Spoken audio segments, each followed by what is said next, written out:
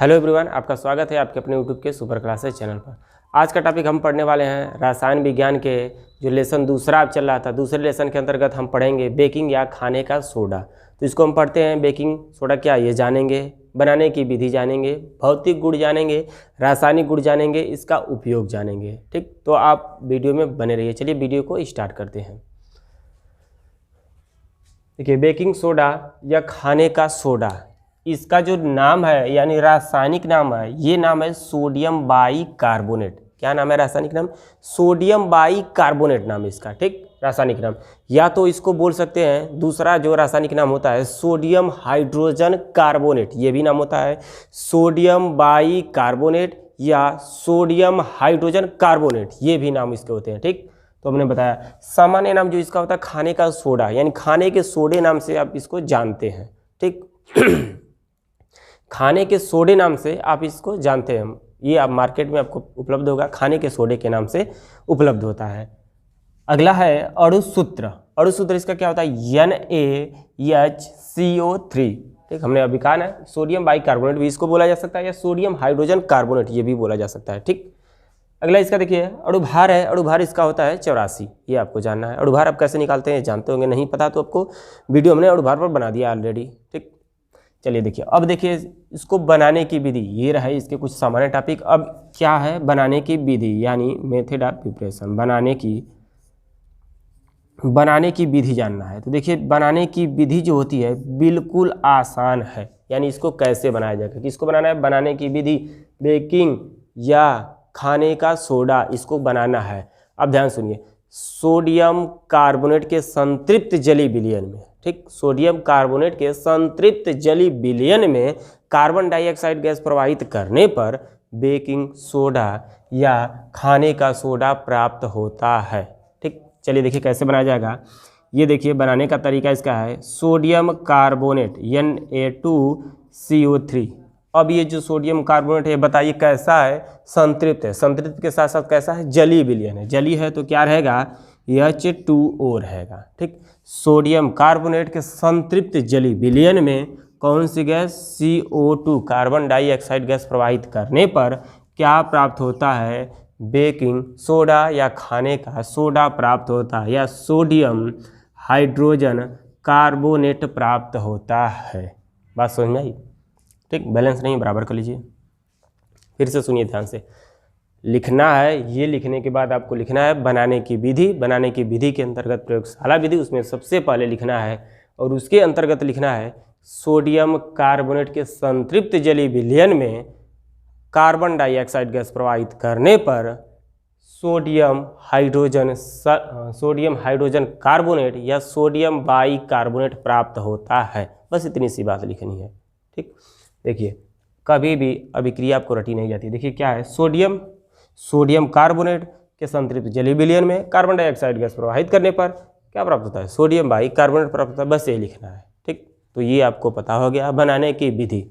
चलिए अब हम इसके बाद कहते हैं, इसके बाद आपको बताते हैं कि इसके भौतिक गुण क्या होते हैं। भौतिक गुण के बारे में जाना जाएगा। देखिए भौतिक गुण हमारा सोडियम बाइकार्बोनेट का भौतिक गुण क्या होता है? पहला इसका भौतिक गुण यानी जो सोडियम कार्बोनेट होता है यह सफ़ेद क्रिस्टली ठोस होता है। कैसा होता है? सफ़ेद क्रिस्टली ठोस होता है। सफ़ेद क्रिस्टली ठोस का मतलब खाने का सोडा, अब जानते हैं ठोस जब ये रहेगा तो जैसे नमक जानते हैं संरचना मतलब ऐसे होती है, थोड़ी ऐसे ये वाली संरचना, ये क्रिस्टली होती है। ये क्रिस्टली संरचना मतलब बिल्कुल ये ऐसे ना होकर के ऐसे थोड़ी बहुत होती है क्रिस्टली संरचना। तो ये सफ़ेद कैसे? सफ़ेद क्रिस्टली ठोस होते हैं। कौन? बेकिंग सोडा या सोडियम बाइकार्बोनेट या सोडियम हाइड्रोजन कार्बोनेट या खाने वाला सोडा, ये कैसा होता है?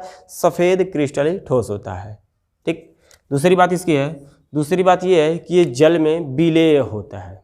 ठीक, जल में क्या होता है? विलेय। जल में विलेय का मतलब अगर इसको पानी में जल में अगर घोला जाएगा तो आसानी से क्या होगा? घुल जाएगा। तो दो बातें, पहली बात हमने क्या बताया भौतिक गुण में, पहली बात क्या बताया कि यह सफ़ेद क्रिस्टली ठोस होता है। दूसरी बात क्या बताया कि यह जल में विलेय होता है। दो बातें। ठीक, देखिए अगला रासायनिक गुण पढ़ना है। देखिए ध्यान से, रासायनिक गुण में क्या करते हैं? रासायनिक गुण लिखने के बाद इसमें हेडिंग वाइज लिखा जाता है। यानी पहला जो हेडिंग होगा रासायनिक गुण का, ऊष्मा का प्रभाव। इसके अंतर्गत क्या लिखा जाएगा? ऊष्मा का प्रभाव, यानी ऊष्मा का प्रभाव, ऊष्मा जो है किस प्रकार से सोडियम बाइकार्बोनेट का प्रभाव करेगी ये लिखना है। तो देखिए ध्यान से, ये क्या है, ये हमारे पास है सोडियम बाइकार्बोनेट NaHCO3। ये हमारे पास क्या है, सोडियम बाइकार्बोनेट। क्या बताया जा रहा है, ऊष्मा का प्रभाव है, तो आप जानते हैं ऊष्मा का प्रभाव या गर्म करने पर ये लिखा जाता है। तो ऊष्मा का प्रभाव, ये जो सोडियम बाइकार्बोनेट है अगर इनको गर्म किया जाता है तो ये जो हमने बनाया था अभी निर्माण में वही प्राप्त होते। वही का मतलब क्या, सोडियम बाइकार्बोनेट को गर्म करने पर सोडियम कार्बोनेट में परिवर्तित हो जाते हैं। आई बात समझ में, फिर से सुनिए ध्यान से, सोडियम बाइकार्बोनेट को गर्म करने पर सोडियम कार्बोनेट में परिवर्तित हो जाते हैं। चलिए देखिए, सोडियम बाइकार्बोनेट किस में बदलेगा, सोडियम Na2CO3 यानी सोडियम कार्बोनेट, और इसके साथ क्या निकल रहा था, जल और कार्बन डाइऑक्साइड। बात समझ में आई, फिर से देखिए ध्यान से सुनिएगा बात को। रासायनिक गुण के अंतर्गत क्या लिखना है, ऊष्मा का प्रभाव, ऊष्मा के प्रभाव में लिखना है कि जब सोडियम बाइकार्बोनेट को गर्म करते हैं तो सोडियम कार्बोनेट में परिवर्तित हो जाता है या बदल जाता है, ये लिखना है। ये लिखने के बाद आपको ये समीकरण दिखा देना है और ये हो जाएगा इसका कंप्लीट। ठीक, अगला देखिए, अगला जो रासायनिक गुण है, अगला रासायनिक गुण है जल अपघटन। ये पहली पॉइंट थी, इसके अंतर्गत ये दूसरी जो है जल अपघटन, अपघटन। ठीक, देखिए जल अपघटन द्वारा, तो जल अपघटन द्वारा क्या होता है ये तरीका सुनिएगा ध्यान से। जल अपघटन का मतलब सोडियम बाइकार्बोनेट जो है और उसको जल में मिला दे, यानी जल में तोड़ेंगे तो क्या प्राप्त होगा ये पूछा जा रहा है, यानी जल अपघटन। देखिए जल अपघटन, ये सोडियम बाइकार्बोनेट NaHCO3, जल अपघटन का मतलब जल में मिलाना है। ठीक, तो अब इसका जब हम जल अपघटन कराते हैं, किसका, सोडियम बाइकार्बोनेट का जब हम जल अपघटन कराते हैं तो क्षारीय विलयन बनता है। कैसा बनता है, क्षारीय विलयन बनता है। ये बात आपको ध्यान में रखनी चाहिए कि जब सोडियम कार्बोनेट को जल में मिलाएंगे या जल अपघटन कराते हैं तो कैसा विलयन प्राप्त होता है, क्षारीय विलयन प्राप्त होता है। तो बताइए इसके साथ क्षारीय विलयन क्या मिलेगा, देखिए इसके साथ क्षारीय विलयन मिलता है NaOH, सोडियम हाइड्रोक्साइड, क्षारीय कि नहीं है, क्षारीय विलयन है। इसके बाद मिलता है सोडियम बाइकार्बोनेट का जल अपघटन कराने पर क्षारीय विलयन मिलता है, यानी NaOH मिलता है।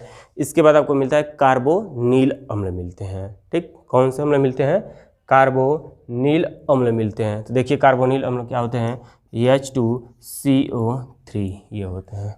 आपको लिखना क्या है, लिखना है जल अपघटन द्वारा, उसके अंतर्गत लिखना है जब सोडियम बाइकार्बोनेट को या सोडियम बाइकार्बोनेट का जल अपघटन कराते हैं तो क्षारीय विलयन प्राप्त होता है। मेन पॉइंट आपका यही है, ये आपका ये जो क्षारीय विलयन है ये प्राप्त होगा, ये मेन पॉइंट है। बाकी जो बचते हैं उनको लिख दिया जाता है। तो ये रहे आपके दूसरे रासायनिक गुण। चलिए हम जानते हैं तीसरा रासायनिक गुण इनका क्या है, ये जानते हैं। तीसरा है अम्लों से क्रिया। किसकी क्रिया है, अम्लों से क्रिया। तो बताइए अम्लों से क्रिया किसको कराना पड़ेगा, सोडियम बाइकार्बोनेट को। ध्यान से सुनिए, ये देखिए सोडियम बाइकार्बोनेट का सूत्र क्या है, NaHCO3। ठीक, NaHCO3 किसके साथ, अम्ल के साथ। अम्ल हम ले लेते हैं H2SO4। अब इसका क्या कराना है, क्रिया करानी है। तो सोडियम, ध्यान से सुनिएगा, सोडियम बाइकार्बोनेट की क्रिया अम्ल से जब हम कराते हैं तो लवण और कार्बन डाइऑक्साइड का निर्माण होता है। ध्यान से सुनिएगा, सोडियम बाइकार्बोनेट की क्रिया अम्ल से कराने पर लवण और कार्बन डाइऑक्साइड का निर्माण होता है। ठीक, चलिए हम क्रिया करा दे रहे हैं। देखिए सोडियम बाइकार्बोनेट है और ये हमारे पास है अम्ल है, इसकी क्रिया कराने पर क्या प्राप्त होगा, लवण प्राप्त होगा और क्या प्राप्त होगा, कार्बन डाइऑक्साइड प्राप्त होगा। चलिए लवण देखिए, इसके साथ लवण बनेगा Na2SO4। ठीक, यानी सोडियम सल्फेट बन गए और इसके साथ बनेगा जल, बन जाएगा, जल निकल जाएगा। और हमने क्या बताया अभी कि सोडियम कार्बन डाइऑक्साइड, ये बात हमको याद क्या रखनी है इसमें कि ये बातें याद रखनी है कि हमको यहाँ क्या बनेगा, लवण बनेगा। और बातें क्या याद रखनी है कि कार्बन डाइऑक्साइड का निर्माण होता है। तो इसके अंतर्गत क्या लिखना है, हेडिंग है अम्लों से क्रिया। उसके अंतर्गत लिखना है कि जब सोडियम बाइकार्बोनेट की क्रिया अम्ल द्वारा कराते हैं या अम्ल के साथ कराते हैं तो लवण और कार्बन डाइऑक्साइड का निर्माण होता है। बस ये लिखना है, ठीक। ये समीकरण दिखा लेना है, ये इसके एग्जाम्पल है।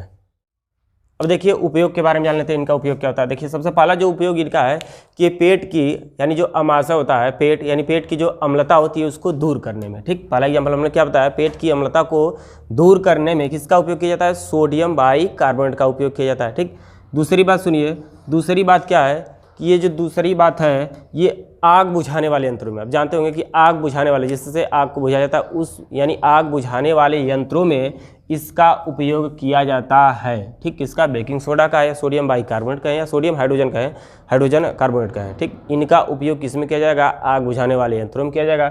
सबसे पहले हम क्या बताते हैं कि पेट की अम्लता को दूर करने में इसमें किया जाता है, ठीक। तीसरी बात देखिए क्या है, तीसरा उपयोग इनका है कि प्रयोगशाला के अभिकर्मक के रूप में, ठीक। प्रयोगशाला के अभिकर्मक के रूप में इनका उपयोग किया जाता है। इनका का मतलब कौन, सोडियम बाइकार्बोनेट का उपयोग किया जाता है। चौथा उपयोग देखिए, चौथा उपयोग इनका है, चौथा उपयोग ये है कि जो कच्चे दूध होते हैं उनके जो फटने की जो समय होती है उस समय को बढ़ाने के लिए, कच्चे दूध के फटने के लिए जो समय लगती है उस समय को बढ़ाने के लिए इनका उपयोग किया जाता है। कच्चे दूध के फटने के समय को बढ़ाने के लिए सोडियम बाइकार्बोनेट का उपयोग किया जाता है। ये थे आपके पास 4 उपयोग, ठीक। तो ये वीडियो आपको अगर पसंद आई तो चैनल को लाइक कर दीजिए, ये वीडियो आपको पसंद आई तो चैनल को सब्सक्राइब कर लीजिए, वीडियो को लाइक कर दीजिए और बेल आइकन प्रेस कर लीजिए। धन्यवाद।